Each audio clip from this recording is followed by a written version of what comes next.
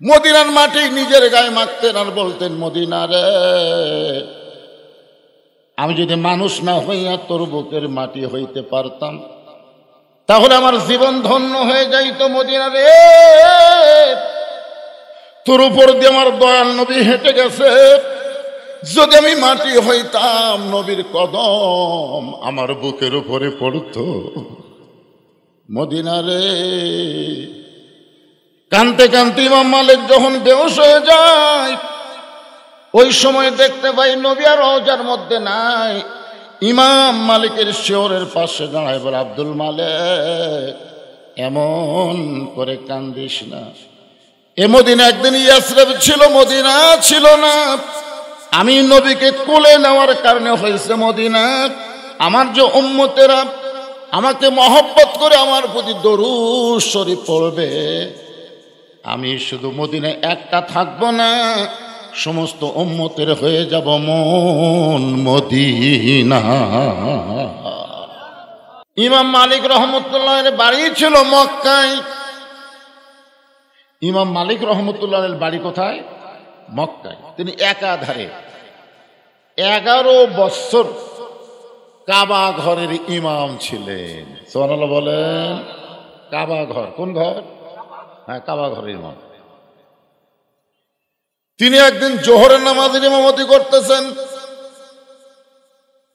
জোহরের নামাজের ইমামতি করতেছেন। জোহরের ফরজ হলো 4 রাকাত। জোরে বলেন, কয় রাকাত? 1 রাকাত নামাজ ঠিক আছে, 2 রাকাত নামাজও ঠিক আছে। 2 রাকাতের বৈঠক দিয়া তিনি 3 রাকাত নামাজের জন্য দাঁড়িয়ে গেলেন। এমন সময় তিনি দেখতেছেন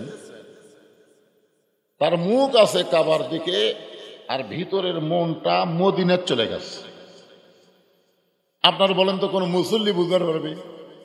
পিছনে যারা ইক্তেদা করতেছে তারা কি বুঝবার পারবে? কিন্তু ইমাম সাহেব বুঝবার পারছে, কিন্তু এখন মুখ তো কাবার দিকে, কিন্তু মন। হাদিস আছে বিস্তারিত, হুজুরি কলব ব্যতীত করছেন কালেও নামাজ তোর হবে না।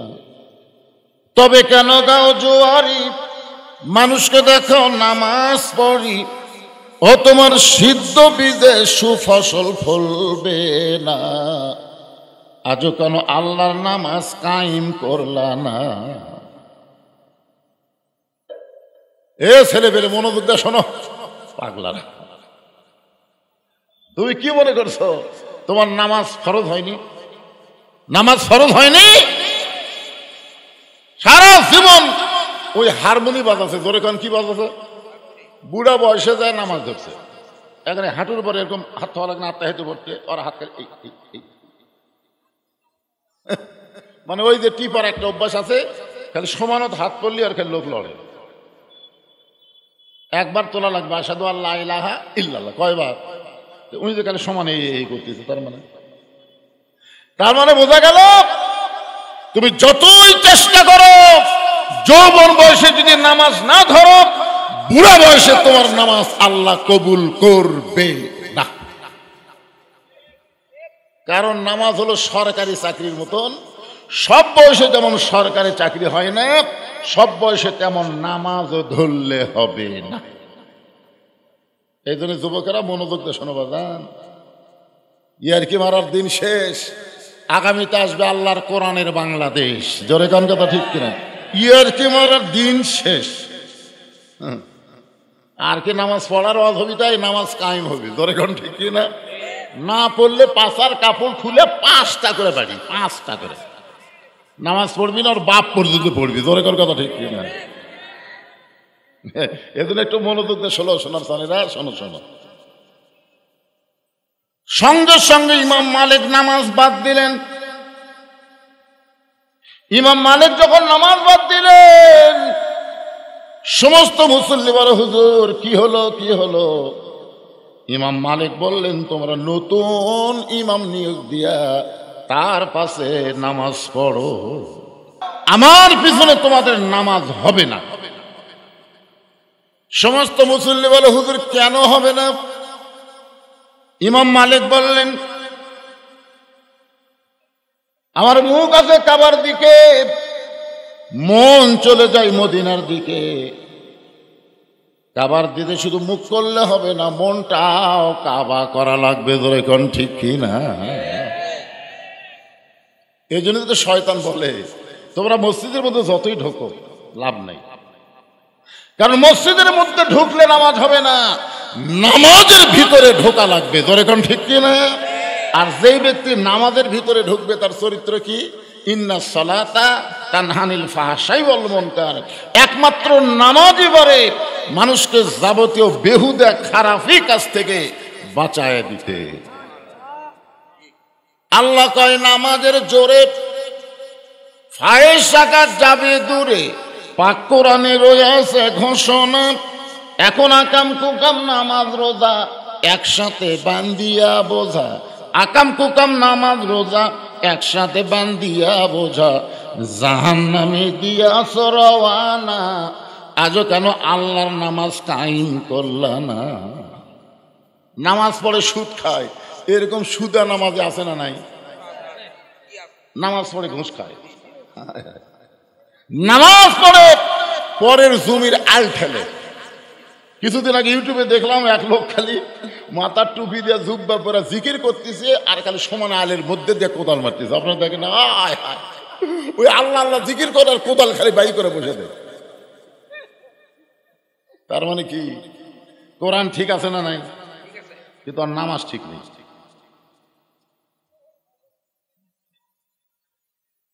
ইমাম মালিক রহমতুল্লাহ তখন থেকে ইমামতি বাদ দিলেন। দুনিয়ার সবাই যখন ঘুমায় গেছে, এমন সময় ইমাম মালিক গভীর রাত্রে কাবা ঘরের কাছে গিয়ে বলে, কাবারে আমার ওপর মন খারাপ করিস না, আমি আর মক্কায় থাকবো না, আমার মনটা যেখানে যায় আমি চলে যাব মদিনা। মনে বড় আশা ছিল আমি যাব মদিনায়। এ গান গাইলে গুনাহ হবে? তাহলে বলেন, মনে বড় আশা ছিল আমি যাব মদিনায়, সালাম আমি করব গিয়া নবীজির যায়। মনে বড় আশা ছিল আমি যাব মদিনায়, আরব সাগর পাড়ি দিব নাইকো আমার তরি, আমি পাখি নই যে উড়ে যাব ডানাতে ভর করি। আমার স্বাদ আছে সম্বল নাই, স্বাদ আছে সম্বল নাই, করি কি উপায়। মনে বড় আশা ছিল আমি যাব মদিনায়। আব্দুল আলিম বলেন, রে বাংলার মুসলমান, তুমি গরিব হওয়ার কারণে হয়তো তোমার মদিনায় যাওয়া হলো না। ওই মদিনার মানুষটাকে কলিজার মধ্যে জায়গা দিয়া ওই নবীর সুন্নত আদর্শ যদি গ্রহণ করো, তুমি মদিনায় যাবার না পারলে কি হবে?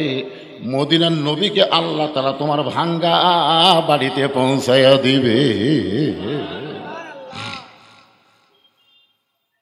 ইমাম মালিক চলে গেলেন মদিনায়।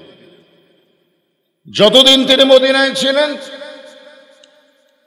কোনদিন জুতা স্যান্ডেল পায়ে দেন নাই।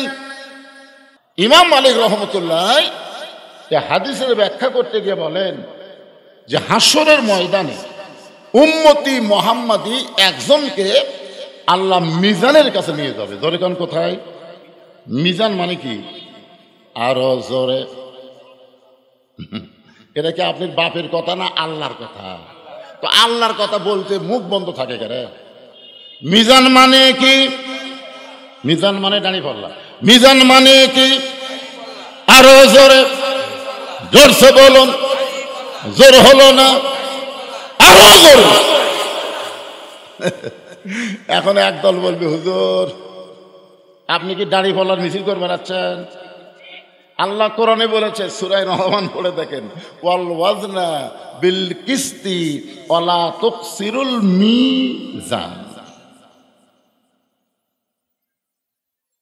আল্লাহ তখন ওজন করে দেখবে নেকির চাইতে পাপ অনেক বেশি। আপনারা বলেন তো, নেকির চাইতে যদি পাপ বেশি হয় তার ঠিকানা কি? আপনারাই জোরে বলেন, ঠিকানা কি? আল্লাহ বলবেন, রে জাহান্নামের ফেরেশতারা, ধাক্কায় ধাক্কায় গুনাহগার উম্মতকে জাহান্নামে নিয়ে যা। মনে করেন আমি সেই উম্মত, মনে করেন জাহান্নামের ফেরেশতারা ধাক্কায় ধাক্কায় যখন আমাদেরকে জাহান্নামের দিকে নিয়ে যাবে, এমন সময় আমাদের নবী আছেন আমার মুক্তার, আছেন আমার বারিস্টার, সেই বিচারের হাইকোর্টেতে তিনি আমায় করবেন পার, আমি পাপী রাসূল জাবিন্দা। আল্লাহ নবীর সামনে দাঁড়িয়ে যাবে, ফেরেশতা বলবে, কে গো আপনি? আজকে হাসরের ময়দানে কেউ কারো নয়। আল্লাহ কোরআনে বলেন, ইয়া আইয়ুহান নাসু তাকু রাব্বাকুম ওয়াখশাউ ইয়াওমান লা ইয়াজজি ওয়ালিদুন আন ওয়ালাদিহি ওয়ালা মাউলুদুন হুয়া জাযিন আন ওয়ালিদিহি শাইয়্যা। হাসরের ময়দানে মা তার সন্তানকে চিনবে না, বাবা তার সন্তানকে চিনবে না, সন্তান তার বাপ মাকে চিনবে না, কেউ যখন কাউকে চিনবে না, ওই সময় কেবলমাত্র আমাদের নবী, ধরে কান সুবহানাল্লাহ, কেবলমাত্র কার নবী? আমাকের নবী। বুকের দিকে আঙ্গুলটা বলে আমাকের নবী। আদম আলাইহিস সালাম থেকে ঈসা নবী পর্যন্ত সবাই বলবে, ইয়া নফসি ইয়া নফসি, আমার কি হবে, আমার কি হবে। আর আমাদের নবী শুধু বলবে, ইয়া রব্বি হাবলি উম্মতি, আমার উম্মতের কি হবে। ফেরেশতারা বলবে, আপনি কে গো, সামনে থেকে সরেন, আল্লাহ হুকুম করছে একে জাহান্নামে ফেলে দেওয়া লাগবে। নবী বলতেছে, আমার ফেলা দিয়ে আমার উম্মতকে নিয়ে যা। তুই কত বড় ফেরেশতা তা? আল্লাহ কয়, জিবরাইল কাম হবে না, কাম হবে না। ওই ফেরেশতাগুলো নবী জানে, কিন্তু নবীরে চিনে না। সুবহানাল্লাহ। তুমি তো নবীরে চিনো, যাও যাও। ফেরেশতা জিবরাইল নবী চিনার কারণে হাসরের ময়দানে আল্লাহ নবীকে সালাম দিবেন, আসসালামু আলাইকা ইয়া রাসূলুল্লাহ, নবী সালামের উত্তর দিবে না। ফেরেশতা জিবরাইল আবার সালাম দিবেন, আসসালামু আলাইকা ইয়া রাসূলুল্লাহ, নবী সালামের উত্তর দিবে না। ফেরেশতা জিবরাইল আবার নবীকে সালাম দিবেন, আসসালামু আলাইকা ইয়া রাসূলুল্লাহ, নবী সালামের উত্তর দিবে না। কয়বার হলো? জিবরাইল বলে, হুজুর দুনিয়ার জীবনে আপনাকে 24,000 বার সালাম দিছি, সালাম দেওয়া মাত্রই আপনি উত্তর দিচ্ছেন। আজকে হাসরের ময়দান আপনাকে 3 বার সালাম দিলাম, আপনি একটাবার উত্তর দিলেন না। আল্লাহ রাসূল বলে, জিবরাইল সালাম দেওয়ার আগে সালাম দেওয়াটা শিখা লাগবে। ফেরেশতা জিবরাইল বলে, হুজুর আমার সালামের তো ভুল কোথায়? নবী বলে, তুই গ্রামার জানিস? আরবি গ্রামার আছে না নাই? ওয়াহেদ, তাসনিয়া, জমা। আসসালামু আলাইকুম হলো জমা, আসসালামু আলাইকা মানে ওয়াহেদ, আসসালামু আলাইকুমা তাহলে সানি হলো। আরবিতে 1 বচন, 2 বচন, বহু বচন আছে। 1 বচন হচ্ছে কা, 2 বচন হচ্ছে কুমা, 3 বচন হলো কুম। আমাকে যখন সালাম দিবেন তখন কি বলা লাগবে? আসসালামু আলাইকুম। কারণ আমার 2 কান্দে 2টা ফেরেশতা থাকার কারণে আমাকে বহু বচন করা লাগবে, কিন্তু নবীর কান্দে কোনো ফেরেশতা নেই, এই জন্য নবীকে সালাম দেওয়া লাগবে আসসালামু আলাইকা। কয় বচন? 1 বচন।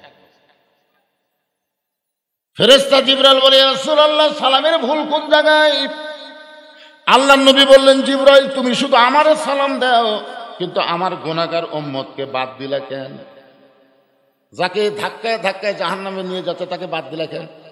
ফেরেশতা জিবরাইল বলে, ইয়া রাসূলুল্লাহ নেকির চাইতে পাপ বেশি হয়ে গেছে, আল্লাহ জাহান্নামের ফতোয়া দিছে। ফতোয়া মানে রায়। জাহান্নামে কি দিছে? এর সালাম দিয়ে লাভ কি? আল্লাহ রাসূল বলে, জিবরাইল তোমার আল্লাহ বিচার করে আমার উম্মতকে জাহান্নাম দিবার পারে, সালাম দেওয়ার সময় তুমি আমার উম্মতকে বাদ দিবার পারো, কিন্তু আমি নবী আমার উম্মতকে কোনো সময় বাদ দিবার পারি না। তো জিবরাইল বলে, আপনি কি করবেন? নবী বলতেছে, কে আপিল করব? আপিল নাই কি? কোন আপিল নাই? আল্লাহ ইচ্ছা মতো হাকিম হয়ে আমার গুনাহগার উম্মতের বিচার করবে, আমি উকিল সেখানে থাকতে পারবো না। এই বিচার আল্লাহ করতে পারে, কিন্তু আমি নবী এই বিচার মানি না।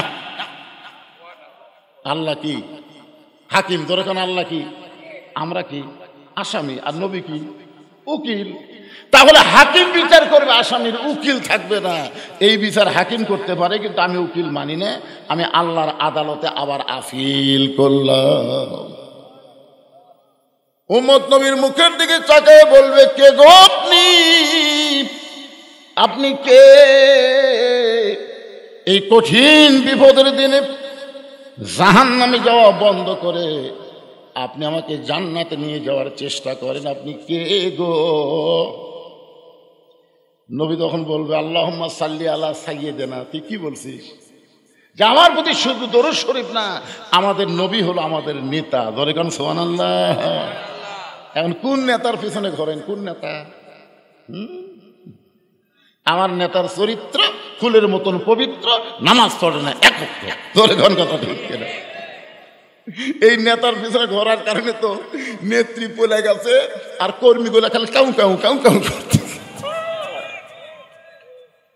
এরা নেতা না, এরা হলো হারিকিন মশা লেতা। লেতা বুঝেন না?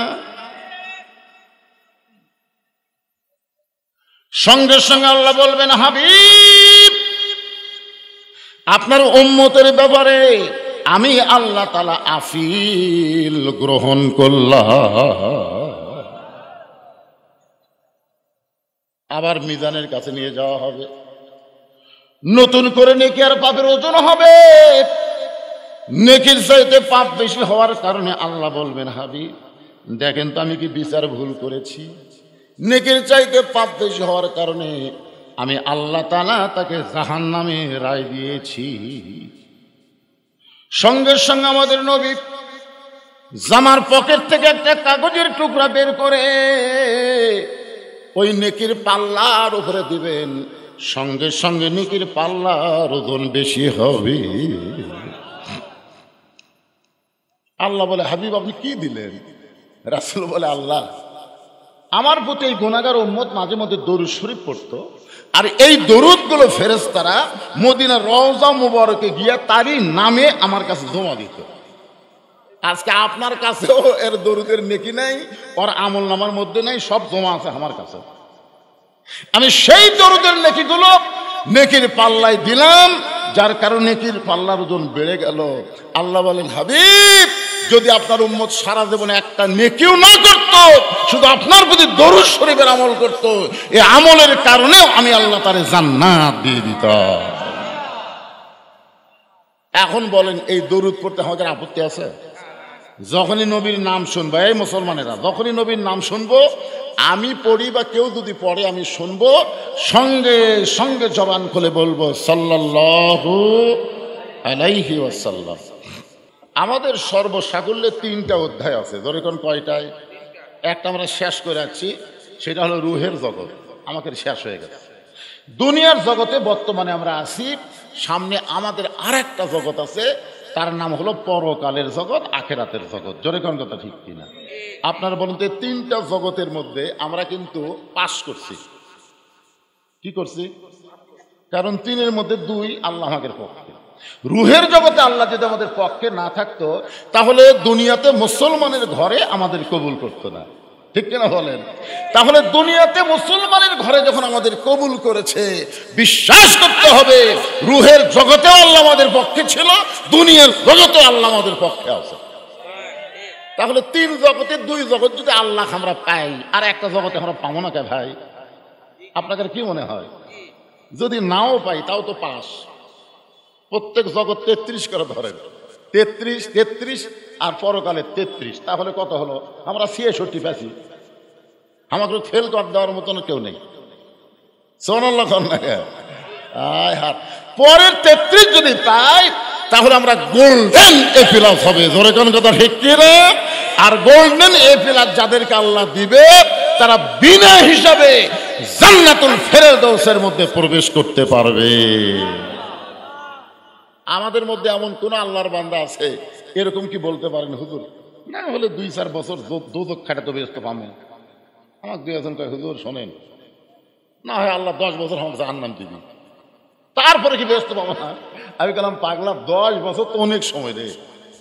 হাকিমের সামনে একজন দাঁড়ায় বলতেছে, স্যার আমাকে যদি আপনি যাবজ্জীবন দেন তাহলে আমার বউ চলে কি করে খাবে, স্যার আমাকে যাবজ্জীবন দেন না। তখন হাকিম বলতেছে যাবজ্জীবন দেব না, একটা আগুনের চুলা জ্বালাই বলতেছে এর মধ্যে খালি 1 ঘন্টা হাত দিয়ে থাকবো, খালি 1 ঘন্টা হাত দিয়ে থাকবো, তোর যাবজ্জীবন মাপ। ওই খালি আগুনের দিকে তাকায় আর কয় কি রে? না স্যার। আচ্ছা ঠিক আছে, 1 ঘন্টা লাগবে না, মাত্র 10 মিনিট, খালি 10টা মিনিট আগুনের মধ্যে হাত দিয়ে থাকলে আমি তোর 20 বছর জেল মাফ করে দেবো, যাবজ্জীবন মাফ করে দেবো, 10 মিনিট। রে কি খবর? 10 মিনিট লাগবে না রে, মাত্র 5 মিনিট, 5 মিনিট খালি হাত দিয়ে থাকলে তোর যাবজ্জীবন জেল মাফ। তখন বলতেছে স্যার আগুন কি হাত দেওয়া যায়? রে পাগলা, দুনিয়ার আগুন 70 বার ধোয়ার পরে সে আগুন, আর জাহান্নামের আগুন এর থেকে 70 গুণ পাওয়ার বেশি, তাহলে সে আগুন তো আপনি 10 বছর কি কয়েক ঘন্টা থাকবেন? এই জন্য আমরা বলবো জাহান্নাম তো দূরের কথা, জাহান্নাম আমরা দেখতেও চাই না, বিনা হিসাবে আল্লাহ যেন আমাদের জান্নাত দিয়ে দেয়। তাহলে 66% আর খালি 33, কি কন 33-এর ওয়াজ করবো এখন? ও মরার পরে ওয়াজ শুনতে ভালো লাগে। আসেন, ইয়া আইয়ুহাল্লাযীনা আমানুত্তাকুল্লাহা হাক্কা তুকাতিহি ওয়া লা তামুতুন্না ইল্লা ওয়া আনতুম মুসলিমুন।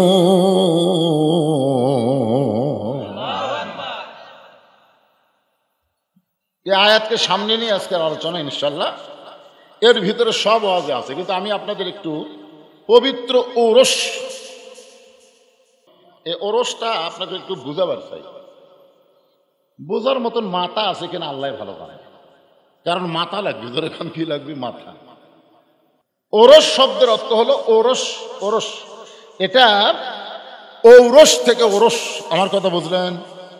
একজন আল্লাহর ওলির ছেলে, একজন এরকম করতে করতে ওনারা ওরসকে ফার্সি শব্দ বলা হয়েছে। ওরস মানে আল্লাহ আর বান্দার মধ্যে মিলন হওয়া। মিলন বোঝেন? এই মিলন মানে এখানে আল্লাহর অনেকগুলো বান্দা আসবে, এখানে আল্লাহ রহমতের ফেরেশতা আসবে, কোরআন হাদিস থেকে আলোচনা হবে, লাস্টে তাবারক হিসেবে কিছু পাবে। এর মাধ্যমে 1 কেজি 1 জগ পানির মধ্যে 1 মুষ্টা চিনি ঘন্টন দিলে ওই চিনি যেমন পানির মধ্যে বিলীন হয়ে যায়, শত চেষ্টা করলেও চিনিকে যেমন পানি থেকে আলাদা করা যায় না, খুঁজাও পাওয়া যায় না। জোরে করার কথা ঠিক কিনা?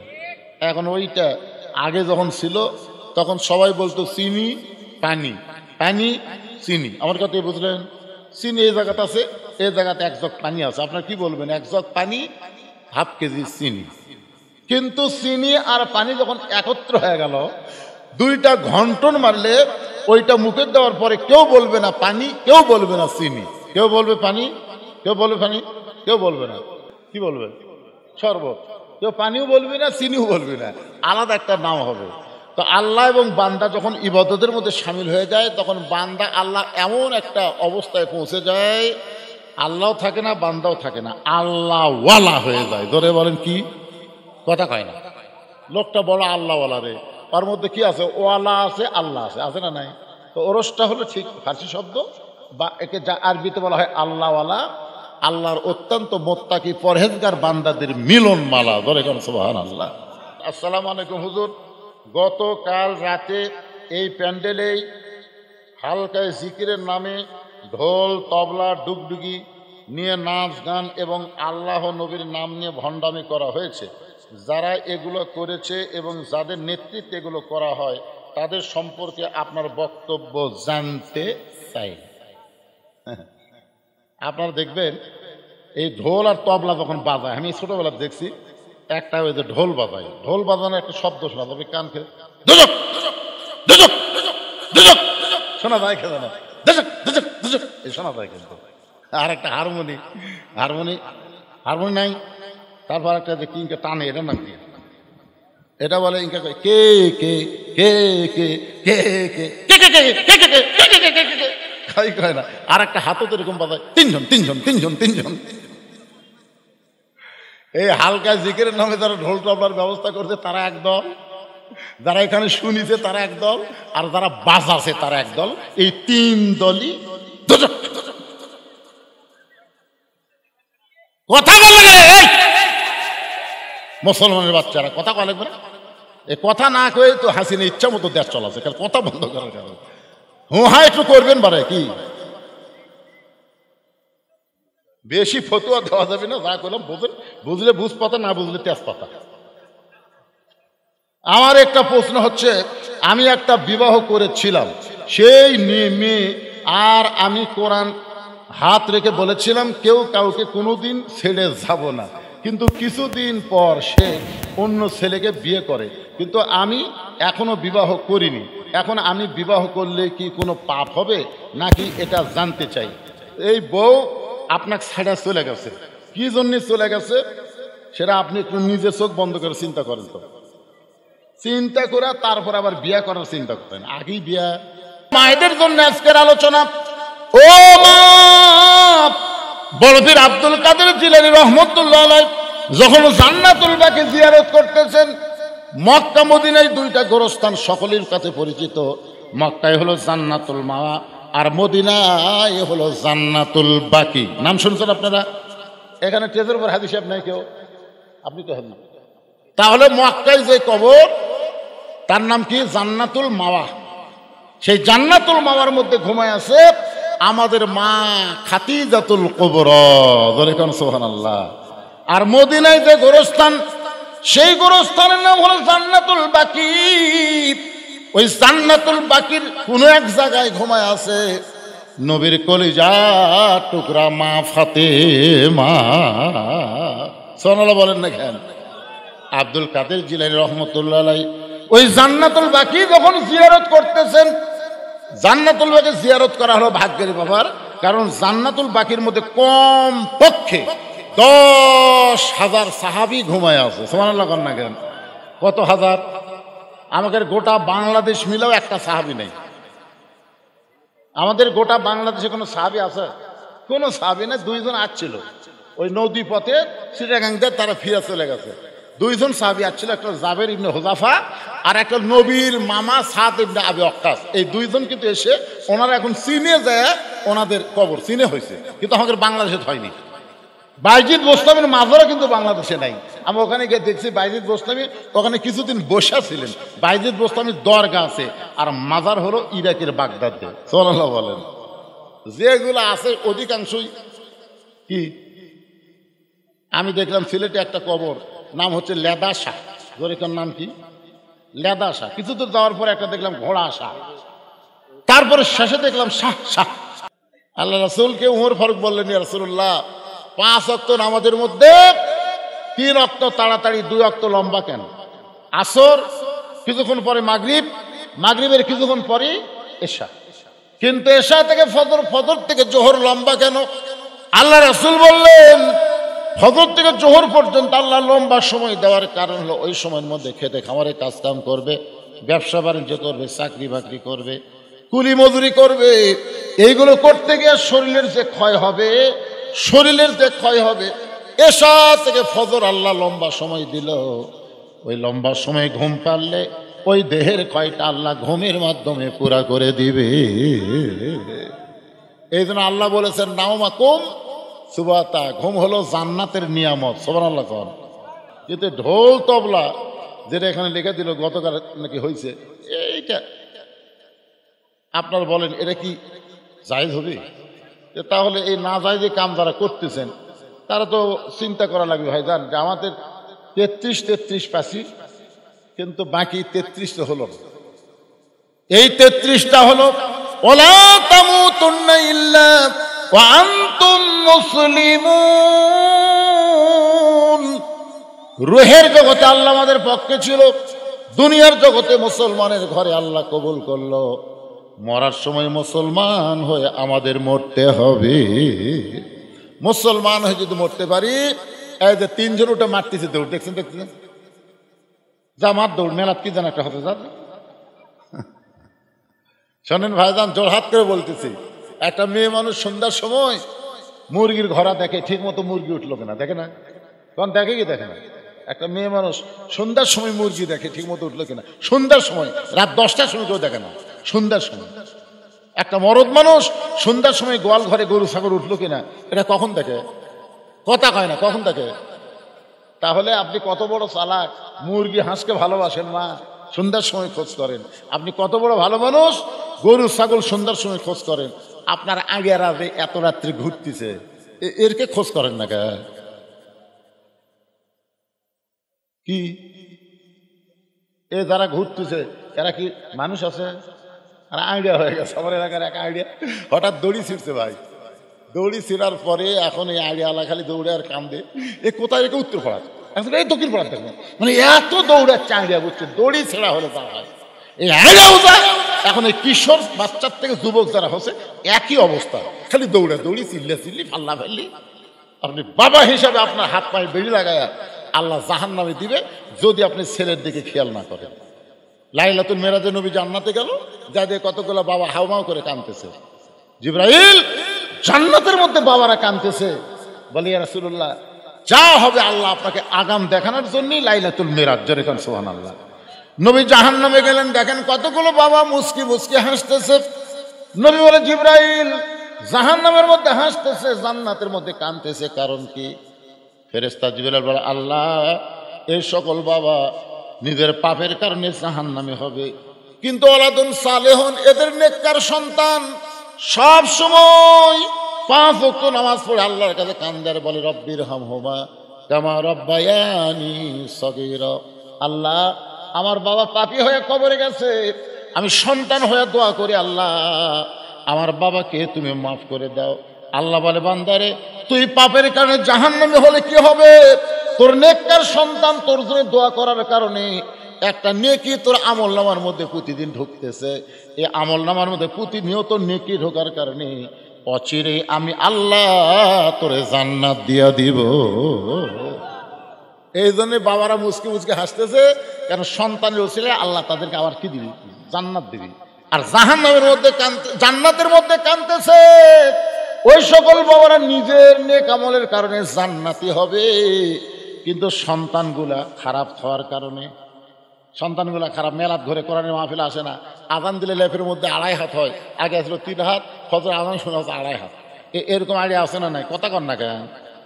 একটা 2.5 হাত হয়ে গেছে, ল্যাপ টানটা দেখে ল্যাপের তলার সাইজ, সকালবেলা সাইড থেকে উত্তর সাইজ একই সাইজ। আল্লাহ কয় কে রে, এই তুই ভালো আমল করে জান্নাতে হলি, কিন্তু তোর বেটা তোর মেয়েটা হাইল করে কিলকিল করে ঘুরতেছে, তোর সন্তান খারাপ হওয়ার কারণে আর পাপের একটা অংশ তোর আমলের মধ্যে ঢুকতেছে, অফিরে আমি আল্লাহ তোকে জান্নাত থেকে জাহান্নাম দিব। এখন আপনি বাবারা কি করবেন? আপনার ছেলে মেয়ের দিকে আপনার খেয়াল করার দরকার আছে না নাই? যেরকম আছে না নাই? ভাইজান আছে।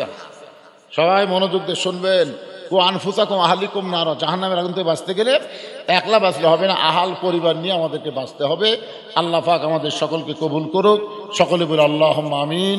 আস্তাগফিরুল্লাহাল্লাযী লা ইলাহা ইল্লা হুয়াল হাইয়ুল কাইয়্যুম ওয়া আতুবু ইলাইহি লা হাওলা ওয়ালা কুওয়াতা ইল্লা বিল্লাহিল আলিয়্যিল আযীম।